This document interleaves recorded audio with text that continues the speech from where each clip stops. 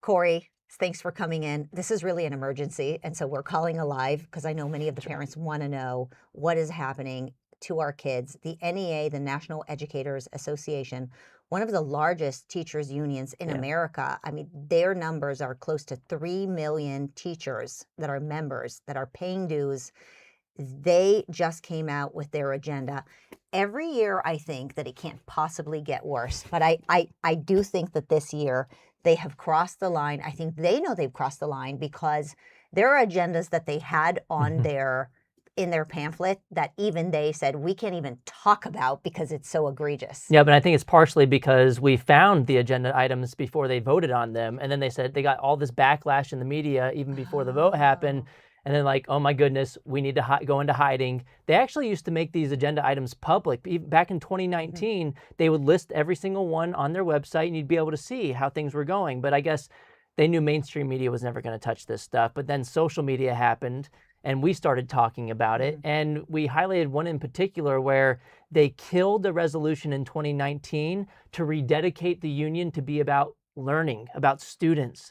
They couldn't pass that, but then as we're going to talk about today, they passed all of these things that read more like a declaration of war on Trump than anything else. Has nothing to do with education. So before we get into the details of this NEA report, which there are a lot of details, so this might take a while, but for people who really want to understand what is going on, and really, I want to say something very important, and I'm going to say this a few times. There are times in history where silence is betrayal.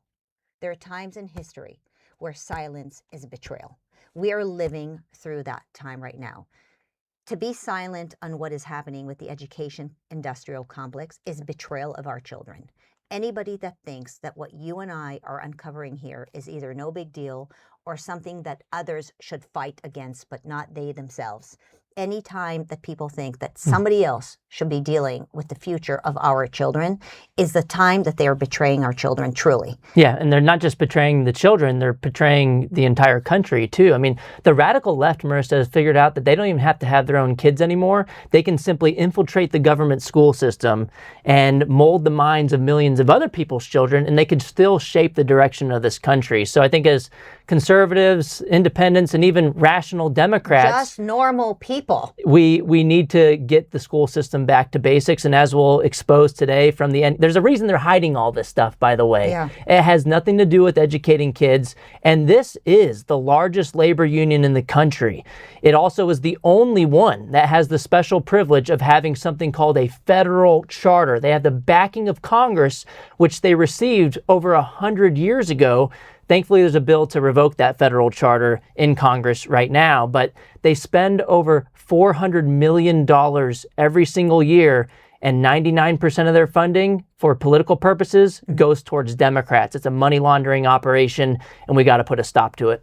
Yeah, what I want people to understand as they're listening into this investigation that we're going to do, but I just want to loop everybody into, there are things that you and I know about that I don't know whether parents know. And people oftentimes say to me, well, the reason we're not that engaged is because we just didn't know it's that bad, or we knew that the teachers' unions were bad, but we didn't realize that it actually impacts my child in my school because I think my school is fine, right? Sure. And so these are things that you and I know that obviously the damage that is being done by the unions is very severe and impacts whether your child is in a blue state or in a red state, where you think your child is in a government school or even a private school or even a religious school. I want people to understand that no child is immune to the catastrophe of what is happening with the education industrial complex. And we need to explain that because this is really not a political issue. This is not a Democrat versus a Republican. This is really a child safety issue. This is the future of America. And this happens in red states and blue states. I live in Texas. You guys are here in California, and you see the same kind of gender equity stuff in places like Texas, Tennessee, Iowa. There's undercover videos that have come out over the past few years showing that the public school teachers, once they're behind closed doors, not all of them, but the radicals, you had the administrators admitting on camera that, well, our legislature banned critical race theory. I know we banned DEI, but we're still going to do it anyway because no one's enforcing anything. Or maybe we'll just move the goalpost. Instead of calling it CRT, let's call it social emotional learning, or let's call it student mental health services. Right, or ethnic studies. Or ethnic studies, exactly. And so, the NEA, I mentioned they spend over $400 million a year. Well, we found out from their LM2 report, publicly available information that goes to the Department of Labor each year, they only spend about 9% of their total funding goes towards representing teachers. So there's a disconnect between people at the top, like Becky Pringle, who's on our printout, the head of the NEA. She makes over $500,000 a year. And the average everyday teacher who's just trying to do their best, focus on the basics. And the people at the top, they want to focus on having more dues-paying members because that means more money and more for their political pet projects. Yeah, I mean, honestly, Corey, I'd be okay if they got paid double or even triple their salaries if they didn't actually hold our kids hostage and didn't hurt our country, right? I don't care what, if they deserve to get paid more, let them get paid more, but don't allow them to destroy our schools. I'm going to explain very quickly what I have termed this education industrial complex. So you're going to dive into the NEA's recent agenda, and we're going to talk about what are they putting forth as their agenda for the next year. What I want people to understand that once this agenda comes out, it impacts every single school, whether you're in a government school or you're in a private or religious school. This will impact your child. And this is how it works. So the NEA or the AFT, they will come up with their agendas. From the agendas, you will have a bunch of NGOs and other agencies that will create teaching toolkits. Any teacher out there knows exactly what I'm talking about because many teachers need to lean on lesson plans that are pre-made for them.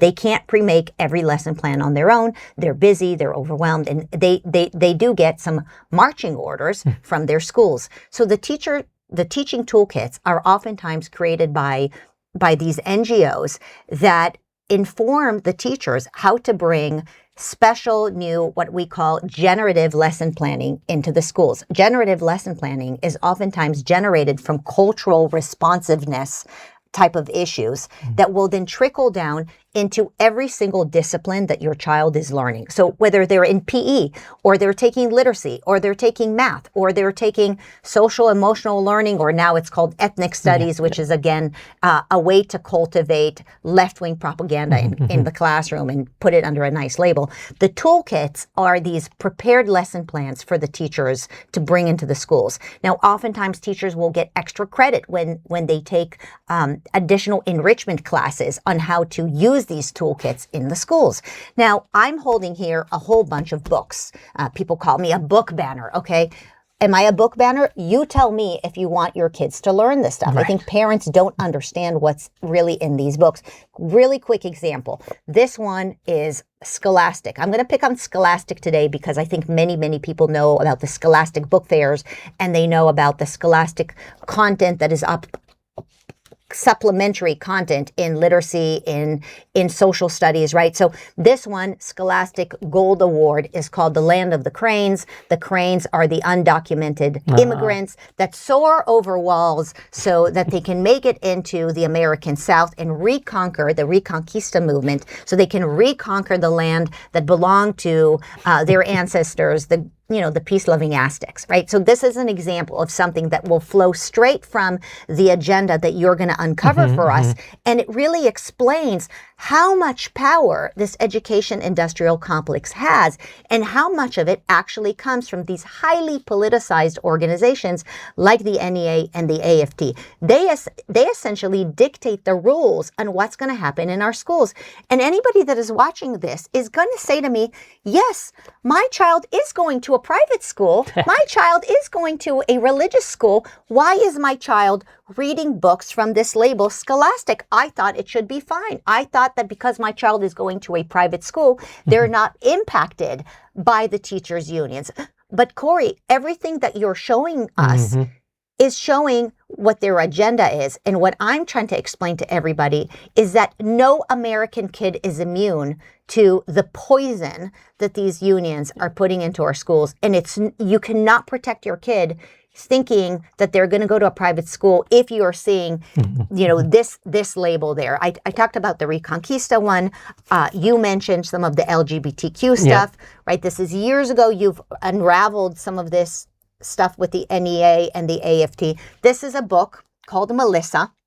It's about a boy named George. So the kid was born George, and now he identifies it as Melissa. By the way, the original label of this book was A Girl Named George. And then they changed it from A Girl Named George to simply Melissa, right? And I don't know, you can look at it, what kind of... they're focused more on the LGBTs than the ABCs. And look at the font, large font. What is this, 4th grade? Yeah, so, I mean, it shouldn't surprise us that we have 20% of kids in America proficient in math, despite us spending $21,000 per student per year on average now. Gavin Newsom, he bragged about the outcome's not getting any better, but he bragged about increasing the spending to about $30,000 a year in California. You zoom over to New York City, a report came out showing 43% of kids are in public schools where less than half of the kids are proficient in math or reading. Right. And so they're trapped in failure factories. New York City spending over $40,000 per student per year. You do the quick math on that for a K-12 education,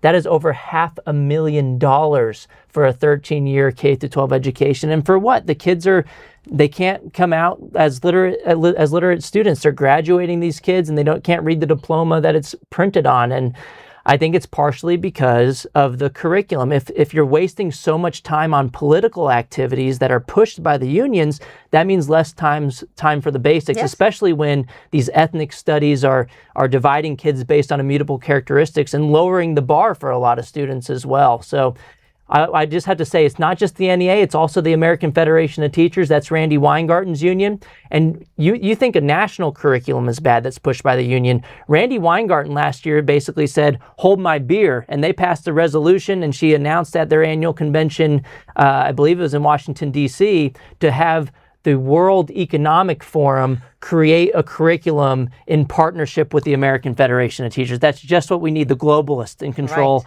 of all Americans' curriculum. I think a lot of parents are saying, no way. And in New Hampshire, they actually passed the bill, the Republicans did this year, to ban any World Economic Forum created curriculum in the state. Yeah, I mean, parents really need to pay so much attention to what's happening. People ask me all the time, well, why would Scholastic do this, right? Why would they have a book on, LGBTQ? Why would they have a book on the Reconquista movement and how basically America should get reconquered by Mexico, right? Why would they have a book on cultivating genius, which basically teaches multiculturalism and racial disparity and really racism? Marxism. Marxism, we'll talk about that. But I want people to understand that for the publishers, there's incredible financial incentive in coming out with new books that are highly politicized. And the financial incentive is that a publisher that has made, let's say, George Orwell's 1984 for years is not going to make as much money selling a book that has been sold for years. And there are obviously old books like that, and people can reuse the books from the siblings, and they can find them in the libraries. A publisher will make a ton of money when they can sell new books. And so when they work hand in hand with the NEA or with the AFT, with these NGOs that have these highly politicized agendas, and they create these toolkits, the toolkits will have the new books in there. And so they will say, well, now we need to teach LGBTQ advocacy. Now we need to because the NEA passed it in their business items. They have 50 million kids. Can That's you a lot of imagine customers. for the book publishers? It's a cash cow. Exactly. Right? And so they don't care. They just want to make money. They don't care what garbage you're feeding your child. And so they are incentivized to actually make the most egregious generative books. Again, generative means to generate conversations about cultural advocacy. And they want them in front of the kids because they know that the more books they sell, the more deals they can have with these NGOs, the more they can appear in the toolkits, and then the more books they will sell the following year, and the more money they will make off destroying our kids' lives, really.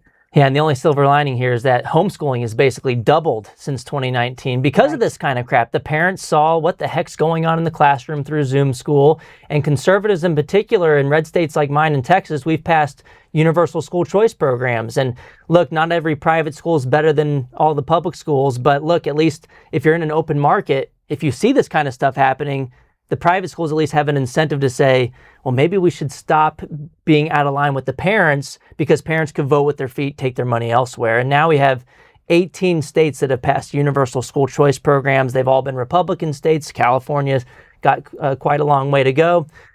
But President Trump got a nationwide school choice program passed as well in the big, beautiful bill. And 31 states have already opted into that new program. So there's kind of, it's horrible that all this stuff is happening in the public schools, but people are moving to homeschooling. The Democrat states are trying to regulate homeschooling because of that. Yep.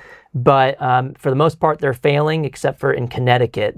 You now have to prove your innocence to homeschool in Connecticut, which is just totally crazy. It turns our legal system on its head. We're supposed to be innocent until proven guilty. Right. They assume all parents are abusers, and they shouldn't throw stones if they live in a glass house. The public schools are so horrible that you have, in some cases, not a single kid proficient in math or reading in some schools, and they're spending tons of money.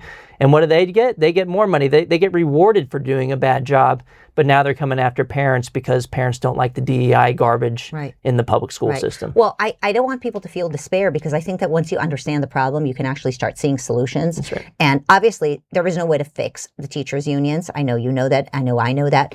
But I do think that we can apply pressure on the publishers to basically say, if you're going to have deals with the unions, if you're going to actually produce books like this that hurt the American people, we're simply not going to buy anything from you anymore, right? We don't trust you. We don't want to have to pre-read the books with your labels on, because we know that you can't be trusted, and so therefore we can't put the stuff in front of your kids. And if enough pressure is applied through the economy, where we say to Scholastic and some of these other book publishers, we won't buy anything from you if you do the deal with the devil being the teachers' unions, right? The same thing with, these are books that are oftentimes used for 4th and 5th grade literacy. Oftentimes 4th and 5th graders will have these projects where they would write about biographies. And so I've seen the Who Was and the Who Is books all over the place. Of course, there's never a book about President Trump or Melania Trump or Milton Friedman. There isn't one on Milton Friedman. I actually looked it up. You and I have the same exact mind. There isn't one. But of course, there's one on Fidel Castro, our hero, and Che Guevara. And I would not be surprised if there was even one about Cesar Chavez, who now the unions are even rejecting, right? Yeah. But I just think that there is a power that us parents can take back by basically saying, we refuse to work with the organizations that are part of the education industrial complex. We refuse to support the teachers' unions, and many teachers, 250,000 teachers since the Janus ruling, have left the teachers' unions, right? And so, small victories really matter. Small victories really matter. I think we got to win this war on multiple fronts. So we win the war with our pocketbooks. Don't buy the books that are indoctrinating kids with far left ideology.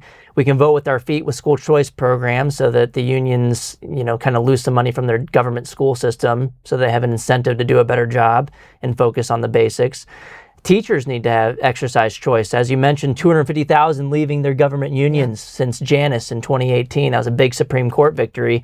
And in the past year, 15,000 teachers have left their government unions and joined the Teacher Freedom Alliance. And that's just one of the groups, right? And so you can no longer be compelled to pay union dues anymore. And, the unions used to bully the teachers and say, look, you got to sign this paper, you got to sign up with us because someone's going to sue you. Well, a lot of these other groups are providing free liability insurance to the teachers. So there's really no excuse and no reason to continue sending your money to Democrat campaign coffers. If you're a conservative teacher, why would you want to do that? You don't want to do that. Even if you're a Democrat, maybe you don't want to be involved in political activity and you want to keep your paychecks. So people are opting out. And I'd say the last way also is to fight back in the courts. That Connecticut law is going to be overturned. I mean, we have over 100 years of Supreme Court precedent going back to 1925, Pierce versus Society of Sisters, where they said famously, the child is not the mere creature of the state. And so hopefully more people will realize that today. It's a little concerning that we have to kind of fall back to the Supreme Court as the final stopgap with a lot of these things. It is They very keep pushing the concerning. envelope. It's very concerning. Like I said in the beginning, there are times where silence is betrayal. And when parents and teachers who know what the unions are doing, when they're betraying our kids, when they're not getting involved, when they're just, too busy doing other things, I honestly think people will regret it. And maybe the teachers who are listening to this don't realize how bad the teachers' unions are or how far they have gone. So let's dive into it. Why don't we get started with, we don't have to start from the beginning because there's so many egregious things, but let's start with one of the more surprising things. What surprised you when you first laid your eyes on this agenda? Yeah, which is crazy that they don't make this public. They have a federal charter, they have the backing of Congress, and they engage in political activity. That's one, the first strike. They shouldn't engage in political activity. But if they're going to, and they're going to do all these things, they should at least have some transparency and share this information. They used to share it, but until they started getting blowback in 2019, they started to pull these things. And the biggest one that I saw, so last year, I'll just give you one from last year real quick because it was my favorite one from last year.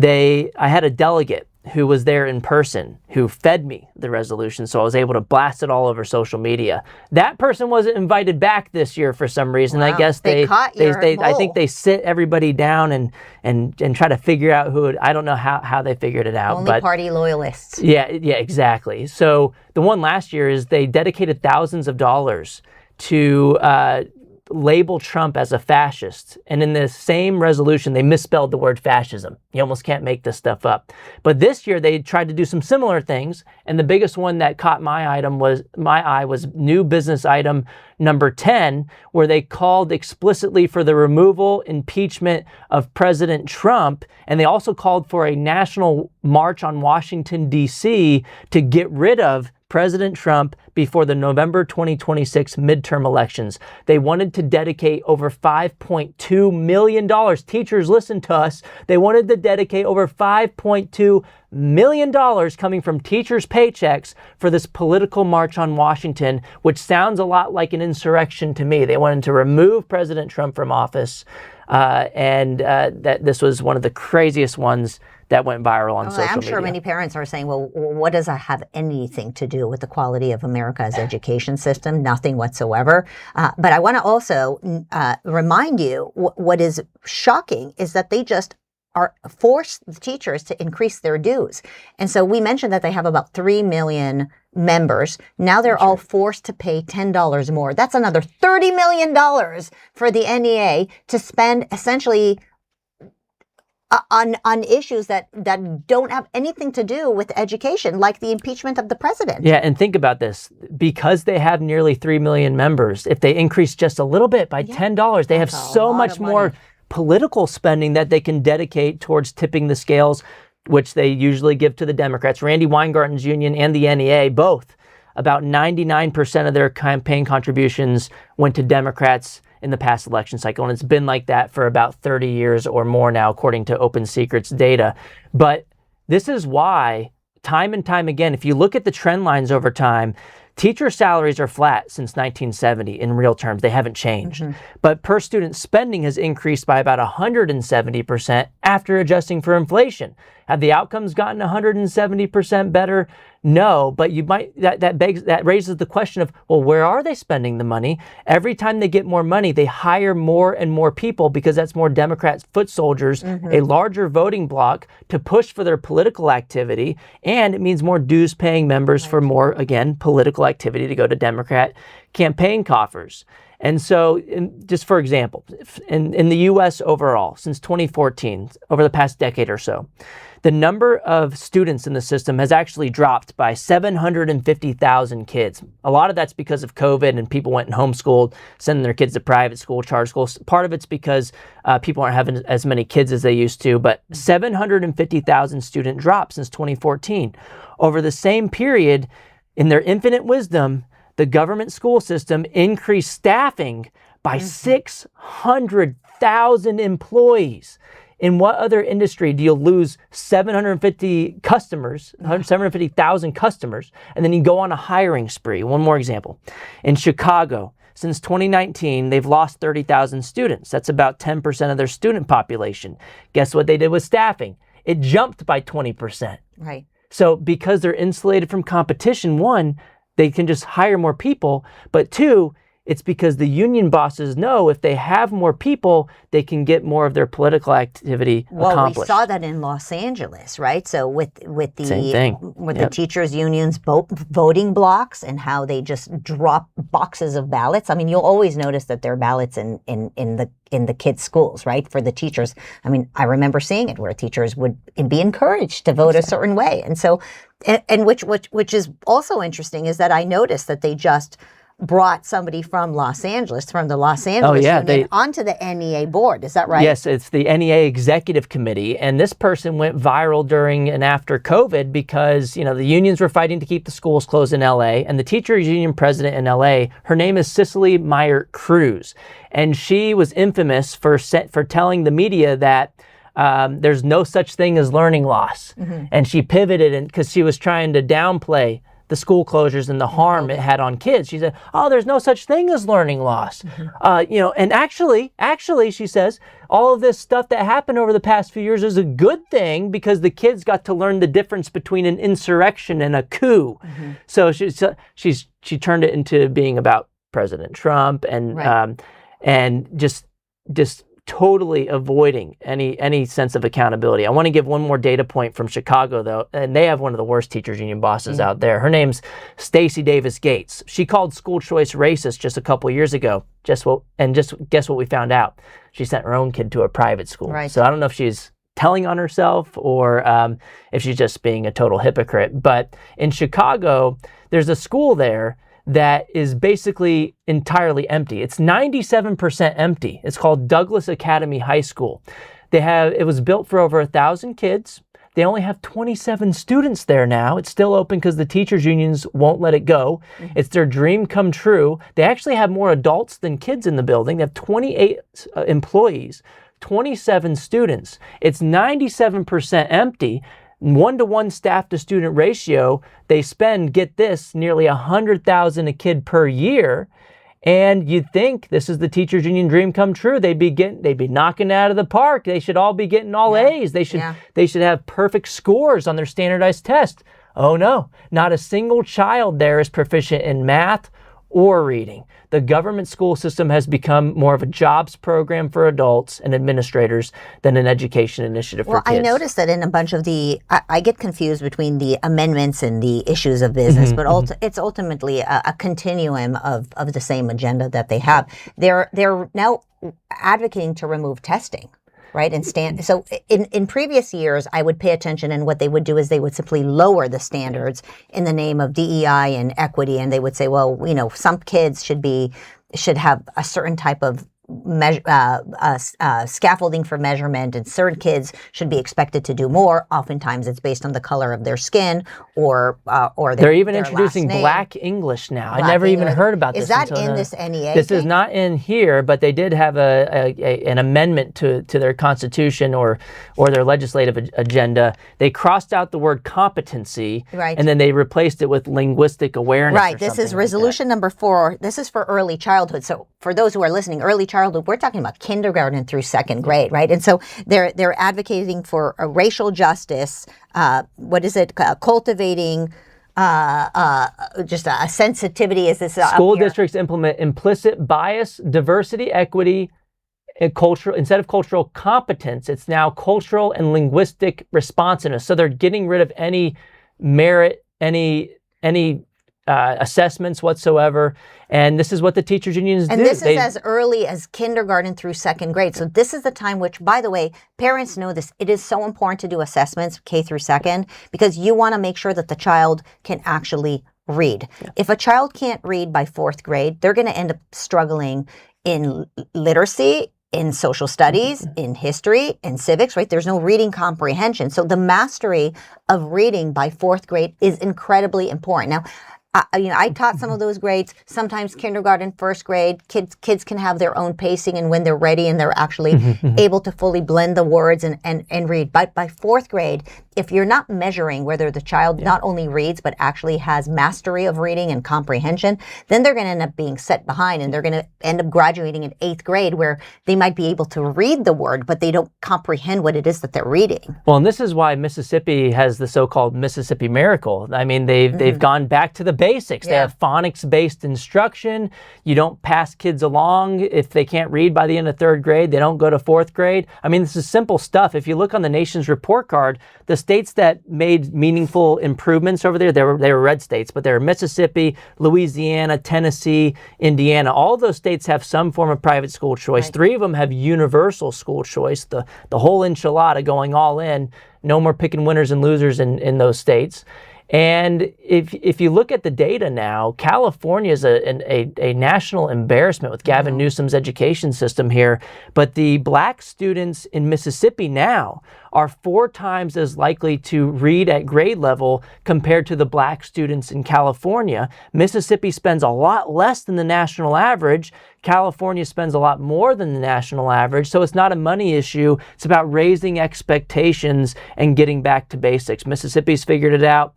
California has no idea what the heck they're doing. I think they know what they're doing, but they don't care about academic results. They care about lining the union's pockets. Ultimately, it's right. The whole ethnic studies stuff and the CRT stuff and the DEI stuff, which, by the way, I keep saying ethnic studies because people need to know that the goalpost and the words, the language that's being used in our schools keep changing. And so because people like you and Christopher Rufo and many others have defeated the term critical race theory and even DEI in certain environments, they are now reinventing the same exact strategy with the new term ethnic studies. So I looked up 22 states where ethnic studies curriculum is now actually getting pumped in. Somebody corrected me the other day and saying that it's actually 26 states are now implementing ethnic studies. But ethnic studies is basically critical race theory and DEI reinvented. It's the same thing.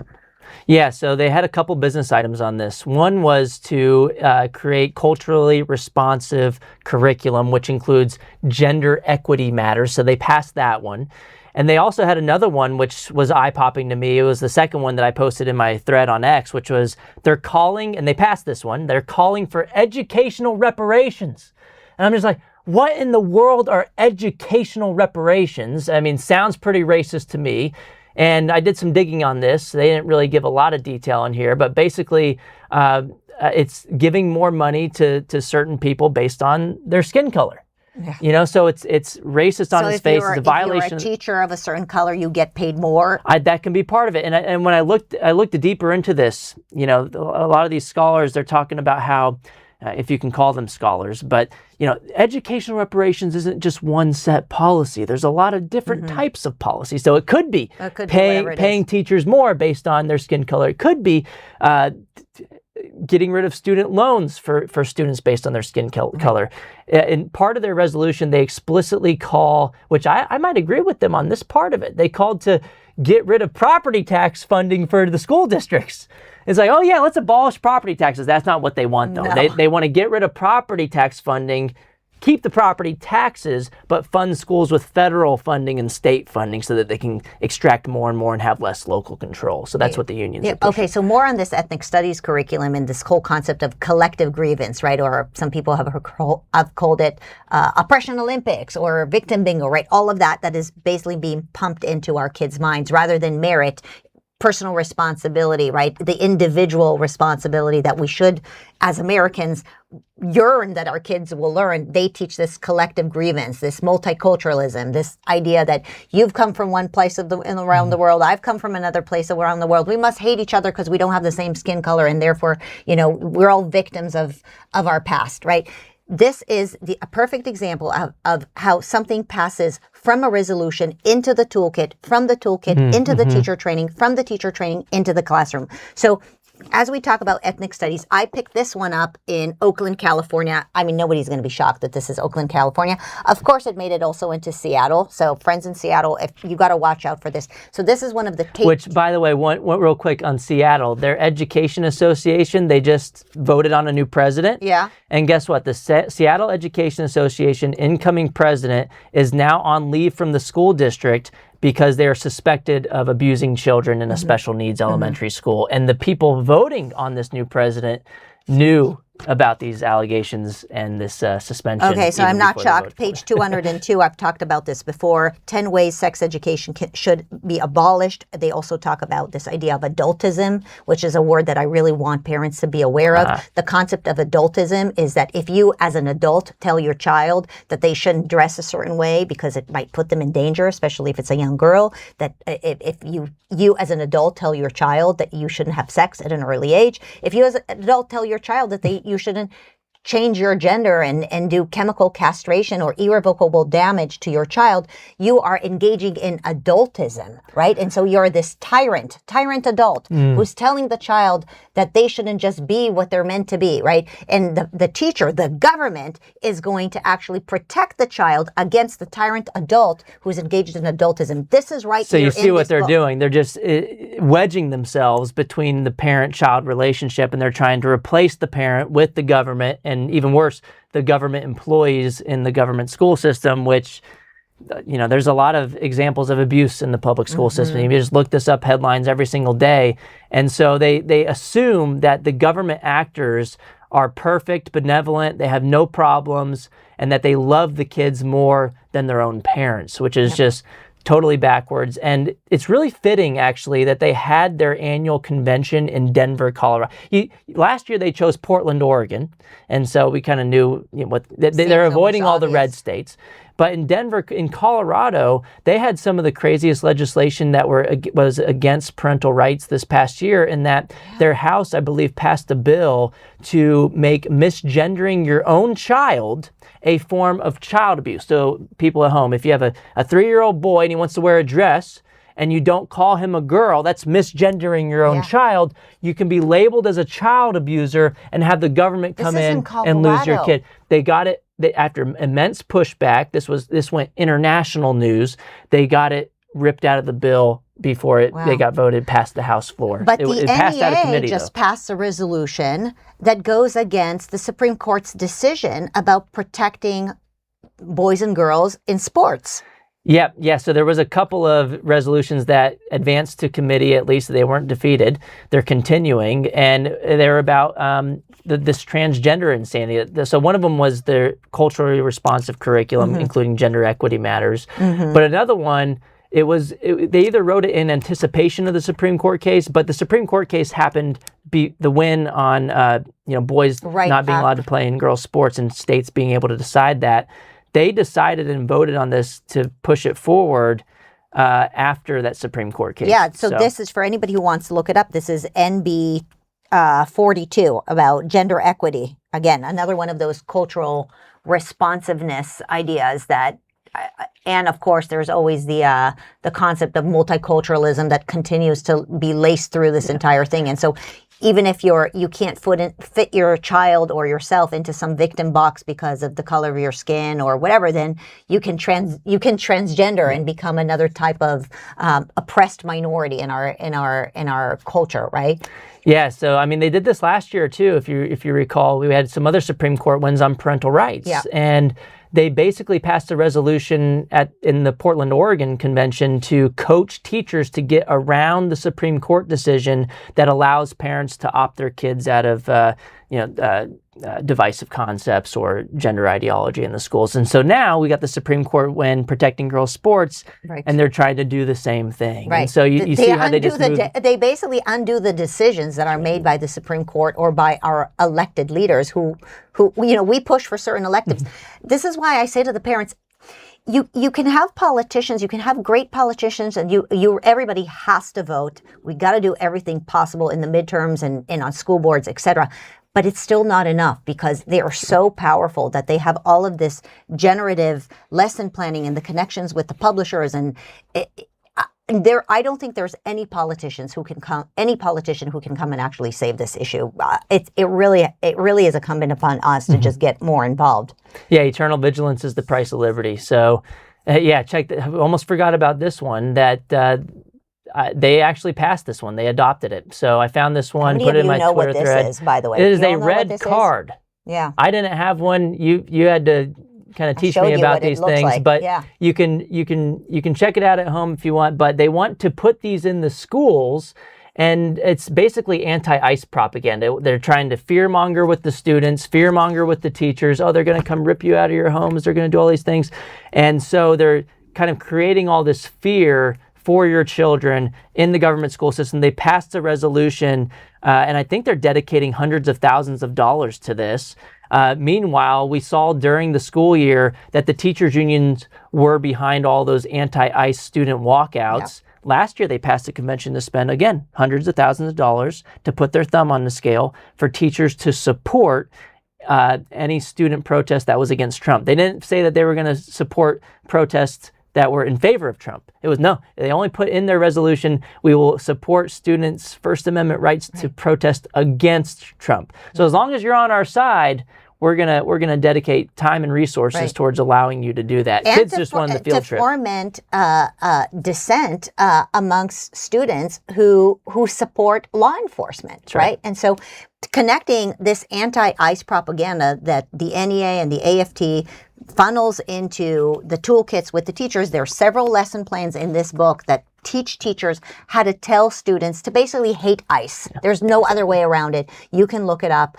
And from here, it goes down funnel into these walkouts that we suddenly find out that our children are walking out of a school because they have decided together through their democratic election in the school that they're going to walk out of the classroom instead of learning math or literacy or whatever it is. They're going to follow the rules of the NEA. Yeah, it's just totally crazy to see the students being used as political pawns by the adults in the government school system. And a lot of families, parents, a lot of dads went viral on social media because they were pushing back on these student walkouts. Yeah. They're like, hold on, Mike, I send my kids to you each day because they're supposed to be safe. They're supposed to be on campus. They're taking the kids on campus in the middle of traffic. And a lot of parents were upset about it. They were also upset about, they're not spending time getting their proficiency rates up. They're spending time on political protests. Is there anything in this? I know you studied this NEA agenda. Is there anything about increasing literacy? There's numeracy, nothing. Civics, There's nothing. History. Is there one issue of business, amendment, agenda item, anything about improving the quality of the schools? And look at how freaking big this thing is. So there big. is a lot of resolutions. This is supposed to be the Education Association. You'd think you'd find at least one where they're improving student outcomes. They don't care about There's a lot of stuff that's anti-AI in here. Yep. There's a lot of stuff that's anti-ICE. There is a whole bunch of stuff on gender and equity and ethnic studies, as we talked about. There's lots of anti-Trump stuff in here. Nothing on actual real education. And then I got to bring this one up. I don't know if it's passed or it didn't, but I am incredibly concerned about this one. Amendment 11 talks about cardiac issues. Okay, so you know where I'm getting with this, right? They want to check the kids for cardiac issues in the schools each year, right? Okay. And why would they do that? Of all the issues, of all the medical issues, the NEA, blood clots, the largest teachers union in America, is realizing that our children need to be tested for blood clots, for cardiac issues. Which one was this? Legislative Number 11. Y'all, resolution amendment. This is number, I believe, number 11, right? Oh, here's their cardiac issues. Marissa, this is their rationale that they put down. This is why they introduced this. A number of athletes have suffered cardiac arrest since COVID. Clots have formed due to misfolded yada yada proteins in some of the vaccinated. Who forced our kids to take these vaccines? They better check on the teachers too. They cut in line for the vaccines in order to they are checking on the teachers. Apparently now they're going to spend some of their money testing the teachers and the kids for cardiac issues. I think it's wild. I have fumes coming out of my ears right now. It is so upsetting to me. If there are physicians listening to this, first of all, if you were quiet during those lockdown days and you knew, how could you? Again, it's crazy. There were times in history where staying silent is complete betrayal.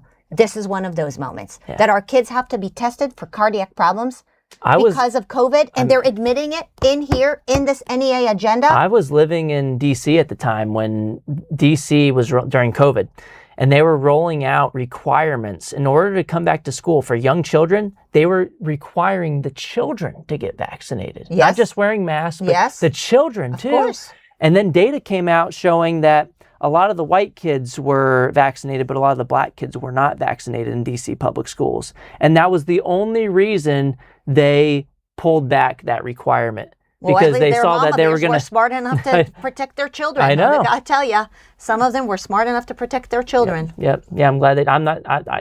Angelina and Luca, I have an unborn Luca and a 2-year-old.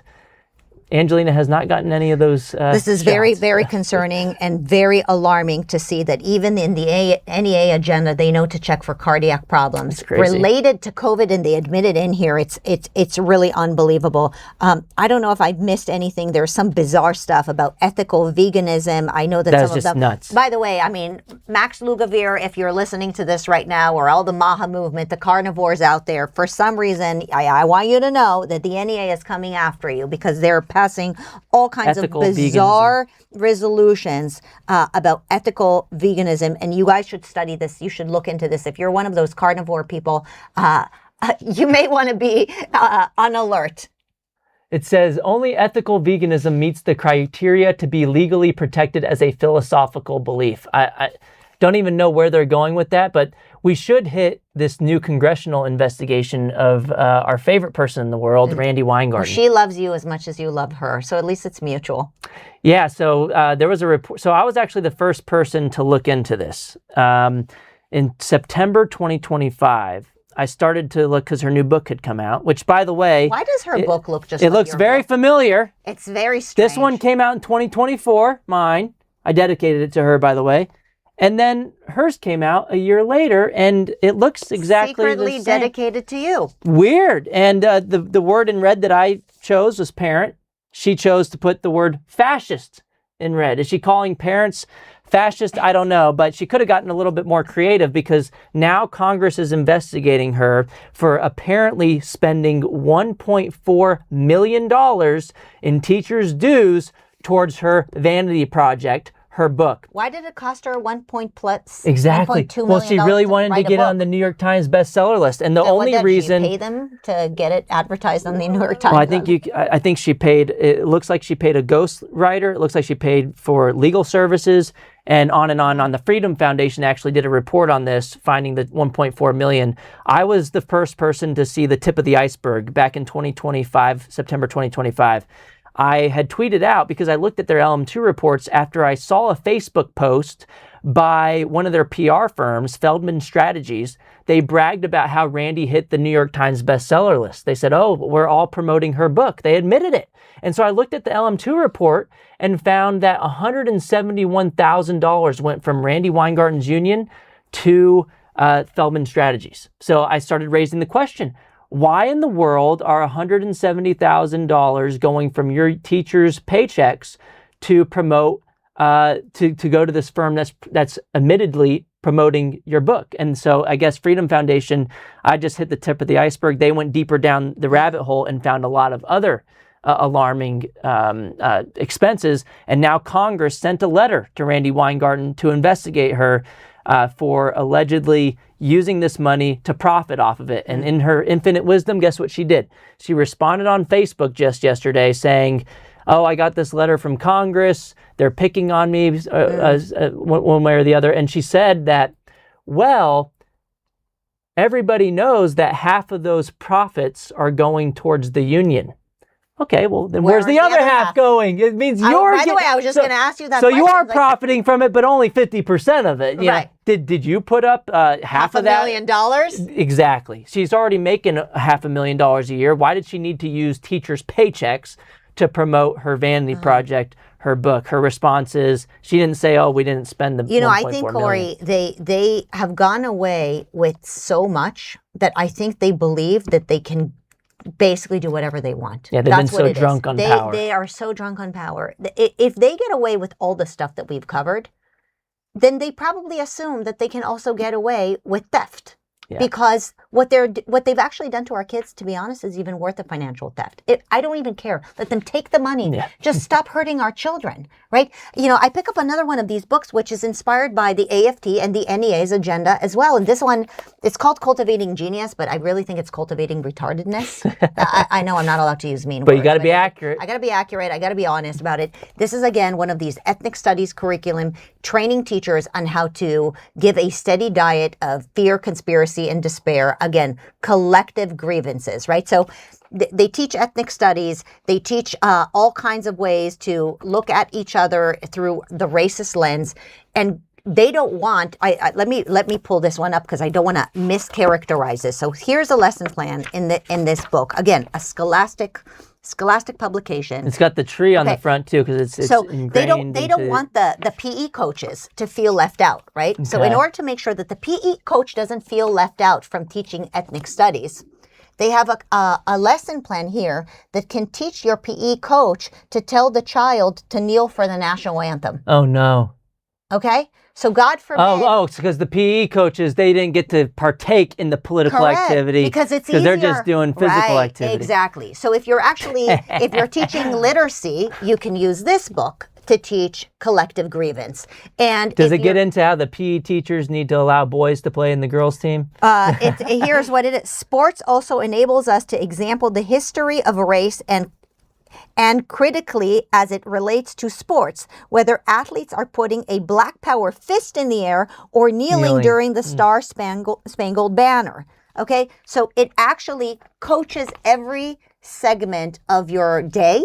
Every teacher can engage in ethnic studies by teaching a steady diet of collective grievance, not the individual, not personal responsibility, not patriotism, but collective grievance. There are so many examples in here. You're going to be shocked. There's an entire category here for computer science. Do they have a section on praying after the game? No, but there is a whole section about the autobiography of Malcolm X. Okay, so there's a section on that. There's a section here on, I know why the cage bird sings. I'm sure many of the parents know about the Maya Angelou lesson plan within literacy, but that of course it goes into, again, collective grievance. Again, so many examples in here. Again, this is a scholastic product. This is not something that people have thought is extreme. Okay, so maybe you thought my first one from Oakland is extreme, but it's basically the same stuff in this Cultivating Genius. Hold Scholastic accountable.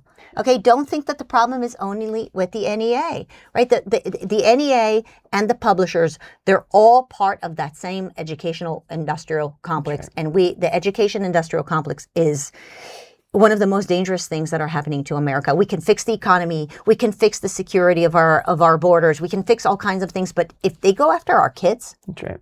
What is our future going to look like? So I want to encourage everybody to read your excellent book. I know that some of my team members are reading their books, and there are a lot of teachers that work here. I dedicated it to your book. I dedicated to Randy, by the way. And she dedicated her book to you. She didn't dedicate. Well, kind of, I guess. With you just don't know it. Don't look at this one. Only look at mine. Yeah. Well, I hope this was very informative. Let me see if there are any questions that came in that we haven't responded to. And then, if you haven't gotten your version of the Washington Post today, I couldn't find it. Print media is just not happening anymore, but I got my first article in the Washington Post. I can't believe they ran one of my articles finally, but I called out how there's a bill in Congress right now to repeal President Trump's new school choice program that's wildly popular. That's 34 co-sponsors. The main sponsor, his name is Mark Kelly, a senator out of Arizona. Well, I did some digging, and pretty quickly you can find public information showing that he sent his daughter to a private school. So school choice for me, not for thee. And I looked a little deeper and found that 19 of the 34 co-sponsors either went to private school themselves or sent their children to private school, or both. So you have this, I don't blame them for doing that. They should seek out the best options for their kids, but you shouldn't pull up the ladder from behind yourself and then fight against school choice for others. Absolutely. There are many teachers out there who may have heard for the first time that they have another option, that they don't have to be part of the teachers' unions. What do you recommend if a teacher is listening to this and they don't want to be part of the problem? I know Ryan Walters started an organization. You're speaking at it, and some of our team next members week are in going to be Dallas. there. Can you give some details about that? Yeah, so it's the Teacher Freedom Alliance. You can go to optouttoday.com. They make it really easy. You click on your state. Whether you're in a red state or blue state, you can opt out. You don't have to pay union dues anymore as a condition of employment. It would violate your First Amendment rights if you were forced to pay union dues.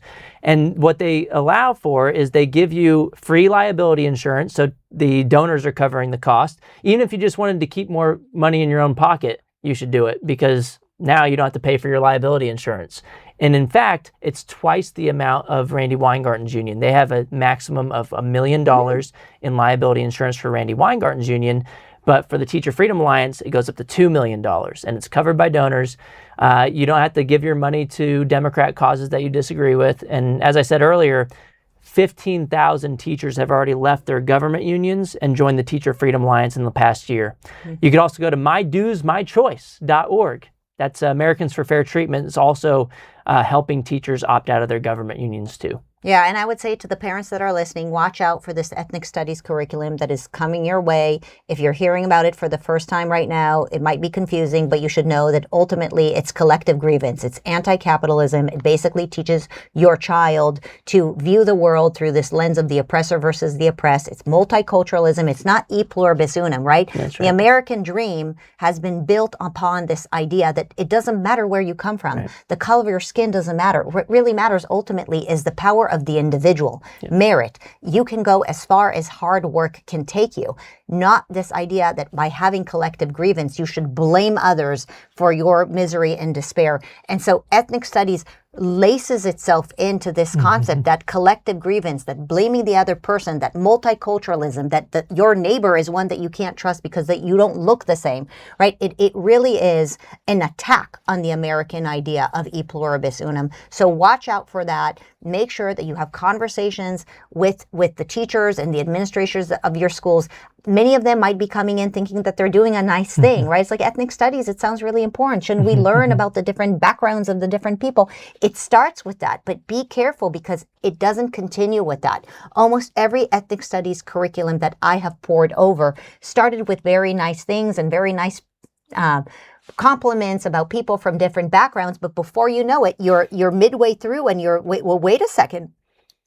How did it become an attack on America? How did it become an attack on capitalism? Why are you blaming the white folk for something they haven't done, especially young children who can't be held responsible for whatever the sins of their grandparents, right? It's incredibly unfair to do that. And so please watch out for ethnic studies. It's coming your way, even if your child is in a red state. You're not immune from this stuff. Watch out for some of these curriculums. And, at the end of the day, I know that many parents are overwhelmed with, making ends meet and taking their kids back and forth to school. And I understand that it's very overwhelming.